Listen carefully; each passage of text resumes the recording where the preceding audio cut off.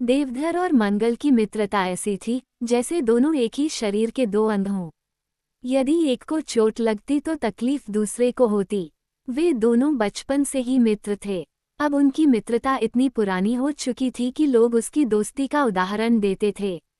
देवधर और मंगल बड़े हो चुके थे। दोनों का अलग अलग व्यापार था। एक दिन दोनों ने तय किया कि वे दोनों मिलकर व्यापार करेंगे। फिर दोनों ने मिलकर व्यापार शुरू कर दिया। उनका व्यापार चल निकला और दोनों खूब अमीर हो गए। वे ठाठ बात से रहने लगे। धीरे धीरे एक समय आया कि दोनों का विवाह हो गया। उनको साथ साथ व्यापार करते 7-8 वर्ष बीत चुके थे। तभी देवधर के मन में न जाने कहां से बेईमानी आ गई और वह व्यापार में हेरा फेरी करने लगा। मंगल बहुत सीधा और नेक इंसान था। उसे इस गड़बड़ी की भनक तक नहीं लगी। देवधर व्यापार में घाटा दिखाता जा रहा था। एक दिन ऐसा आया कि मंगल उस व्यापार का भागीदार ही नहीं रहा। मंगल ने ऐसा धोखा जिंदगी में पहली बार खाया था। धीरे धीरे वह बहुत चुप रहने लगा। वह किसी से भी बात नहीं करता था। वह न हंसता था न बोलता था। इस कारण उसकी पत्नी बहुत परेशान रहने लगी। एक तरफ तो घर में आर्थिक तंगी रहने लगी, दूसरी तरफ मंगल बीमार रहने लगा। मंगल की पत्नी शन्नो ने डॉक्टर वैद्य से खूब इलाज कराया, किंतु कोई फायदा नहीं हुआ। किसी डॉक्टर को उसकी बीमारी समझ में नहीं आती थी। मंगल दिन पर दिन कमजोर होता जा रहा था। दूसरी तरफ देवधर अपने आप में मस्त था। उसने हेरा फेरी करके खूब धन जमा कर लिया था। अब अपना अलग व्यापार करके खूब धन कमा रहा था। अपनी पत्नी के लिए उसने ढेरों गहने बनवा दिए थे। गांव के लोग ऐसा विश्वासघात देखकर कानों पर हाथ रख लेते थे। लोगों को देवधर की बेईमानी का खूब पता था, लेकिन कोई भी खुलकर सामने नहीं आता था। एक दिन मंगल का चचेरा भाई सोमदत्त शहर से आया। वह मंगल की हालत देखकर हैरान रह गया। मंगल की पत्नी ने चिंतित होते हुए कहा, देवर जी, अपने भैया का कुछ इलाज कराओ। हम तो गांव में इलाज करवा के हार गए, परंतु कोई फायदा नहीं हुआ। सोमदत्त ने शन्नो से मंगल की हालत के बारे में विस्तार से जानकारी ली और बोला, भाभी, मंगल का इलाज डॉक्टर वैद्य के पास नहीं है। उसका इलाज कुछ और ही है। फिर सोमदत्त ने शन्नो को बताया कि जब तक देवधर मंगल से माफी नहीं मांगेगा, मंगल ठीक नहीं होगा। परंतु शन्नो ने बताया कि देवधर अब बहुत धनी और घमंडी हो गया है, उसका माफी मांगना नामुमकिन है। हम गरीब उसके सामने टिक नहीं सकेंगे। सोमदत्त ने कहा कि मैं इस नामुमकिन को मुमकिन करके दिखाऊंगा। मैं बिना धन के ही उसे नीचा दिखाऊंगा। उसने अगले दिन से ही अपनी योजना पर काम करना शुरू कर दिया। अगले दिन जब देवधर अपने घोड़े पर बैठकर अपनी दुकान जा रहा था तो उसने देखा कि एक आदमी ने उसकी तरफ देखा और जोर से हंस दिया। देवधर को लगा कि कोई यूं ही हंस रहा होगा। वह थोड़ी ही दूर गया था कि 4 लोग खड़े आपस में बातें कर रहे थे। वह जैसे ही उन चारों के सामने से गुजरा, उनमें से एक ने उसकी तरफ देखा और कुछ कहा कि सारे लोग जोर जोर से हंसने लगे। देवधर को लगा कि सब लोग उसकी तरफ देखकर हंस रहे हैं। हो सकता है कि उसकी पगड़ी टेढ़ी हो। उसने पगड़ी को ठीक करने का प्रयास किया तो घोड़े से गिरते गिरते बचा। अब वह अपनी दुकान पहुंच चुका था। ज्यों ही उसने दुकान का ताला खोला, एक छोटा सा बालक उधर से जोर जोर से हंसता हुआ गुजरा। देवधर को अब थोड़ा क्रोध आने लगा था। उसने बालक को बुलाकर पूछा, ए लड़के, क्यों हंसता है? लड़के ने कहा, यूं ही, और चला गया। देवधर का मन आज दुकान में नहीं लग रहा था। उसे लगता था कि आज जरूर कहीं कोई गड़बड़ है।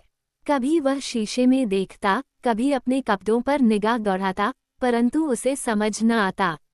दोपहर को एक दाढ़ी वाला व्यापारी उसकी दुकान पर आया और उससे बड़ा सौदा तय कर लिया। परंतु देवधर का ध्यान आज कहीं और था। उस दाढ़ी वाले व्यापारी ने 2-3 बार अपनी दाढ़ी पर हाथ फेरा और देवधर की ओर देखकर जोर जोर से हंसने लगा। फिर बोला, सेठ, सौदा फिर कभी करूंगा।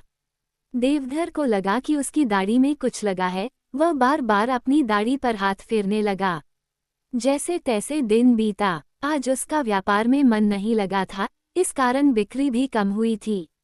घर जाकर देवधर ने सारी बात अपनी पत्नी को बताई। वह सुनकर परेशान हो गई। उसके कपड़ों, पगड़ी व दाढ़ी पर निगाह डाली, उसे सब कुछ ठीक ठीक लगा। अगले दिन फिर जब वो कहीं काम से जा रहा था तो फिर उसने लोगों को कानाफूसी करते व हंसते देखा। अब उसे हर समय यही लगने लगा कि हो ना हो, लोग उसकी बेईमानी की चर्चा कर रहे हैं। उसने 2-4 बार लोगों की बात सुनने की कोशिश की तो उसे अपने बारे में एक भी शब्द सुनाई नहीं दिया। अब वो जहाँ जाता लोग हंसते दिखाई देते। उसने सोचा कि लोग यूं ही उसका मजाक बना रहे हैं, उसे उन सबको सबक सिखाना चाहिए। अगले दिन जब कोई व्यक्ति उस पर हंसा तो वह चिल्लाकर बोला, पागल, पागल कहीं का। उधर से उस व्यक्ति ने भी वही शब्द दोहरा दिए। सुनकर देवधर क्रोध से आग बबूला हो उठा। धीरे धीरे एक सप्ताह में हालत ये हो गई कि वह जिधर से निकलता लोग कहते, पागल, पागल कहीं का। सुनकर वह बौखला उठता और सचमुच पागलों जैसी हरकतें करने लगता। उसका व्यापार मंदा पड़ने लगा। धीरे धीरे उसकी हालत खराब होने लगी। अगले दिन गांव के जमींदार के यहाँ उसके बेटे की शादी थी। जमींदार ने सारे गांव के लोगों को दावत पर बुलाया। देवधर भी खूब अच्छे कपड़े पहन सज धज कर दावत खाने पहुंचा। सोमदत्त भी वहां पहुंच गया। जमींदार खुशी से लोगों से मिल रहा था और उनका अभिवादन कर रहा था। सोमदत्त जमींदार के पास जाकर फुसफुसाकर बोला, आप गांव के सबसे धनी व्यक्ति से नहीं मिलेंगे। ये जो सामने दाढ़ी वाले सज्जन हैं, वो अपने आप को आपसे भी बड़ा जमींदार समझते हैं। जमींदार खुशी के मूड में था। बात को मजाक में लेते हुए उसने अपनी दाढ़ी पर हाथ फेरा, फिर हंसकर देवधर की ओर देखा और बोला, अरे ये तो बड़ा भला आदमी है। फिर आगे बढ़ गया। देवधर को लगा कि वो व्यक्ति वही आदमी है जो पहले दिन उसे देखकर हंसा था। उसके बाद ही सब लोग उसकी तरफ देखकर हंसने लगे। हो न हो यह कोई राज की बात है जो आज जमींदार भी हंस रहा है। वो व्यक्ति उसकी कोई शिकायत कर रहा है या उसकी दाढ़ी में कोई गड़बड़ है। उसने झट से अपनी दाढ़ी में हाथ फेरा और परेशान हो उठा। वो झट से सोमदत्त से मिलने भागा, परंतु वह तब तक गायब हो चुका था। अगले दिन सुबह देवधर ने सबसे पहले दाढ़ी मूंछें साफ करवाईं, फिर सोमदत्त को ढूंढने निकल पड़ा। उसके मन में जमींदार की बात जानने की बेचैनी थी। थोड़ी ही दूर जाने पर उसे सोमदत्त जाता दिखाई दिया। उसने सोमदत्त से रात की बात पूछी तो सोमदत्त ने कहा, मैं एक ही शर्त पर तुम्हें जमींदार की बात बता सकता हूँ। तुम्हें मेरी एक बात माननी पड़ेगी। देवधर बोला, भैया, धन मांगने के अलावा जो तुम कहो वही मानूंगा। ये सुनकर सोमदत्त देवधर को पास ही मंगल के घर ले गया और बोला, पहले इनसे माफी मांगो फिर बताऊंगा। देवधर ने पलंग पर लेटे व्यक्ति से तुरंत माफी मांग ली, भैया मुझे माफ कर दो। तो वह व्यक्ति पलंग से उठकर बैठ गया। उसके चेहरे पर पतली सी मुस्कान की रेखा खींच गई। देवधर ये देखकर हैरान रह गया कि वो उसका अपना मित्र मंगल था। उसकी इतनी दुर्बल और बीमार हालत के कारण वह अपने बचपन के मित्र को पहचान नहीं सका था।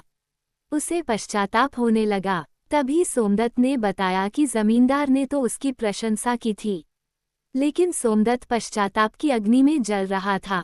उसने अपने मित्र से अपने किए पर पुनः माफी मांगी और गले से लगा लिया। धीरे धीरे मंगल अच्छा होने लगा। दोनों में फिर दोस्ती हो गई। फिर उनकी दोस्ती जीवन भर चलती रही। हेलो दोस्तों, गब्राल आप सभी का स्वागत करते हैं हमारी जादुई दुनिया में। आप सभी से अनुरोध है कि वीडियो को लाइक करें और चैनल को सब्सक्राइब करें और कमेंट में बुकवर्म टाइप जरूर करें।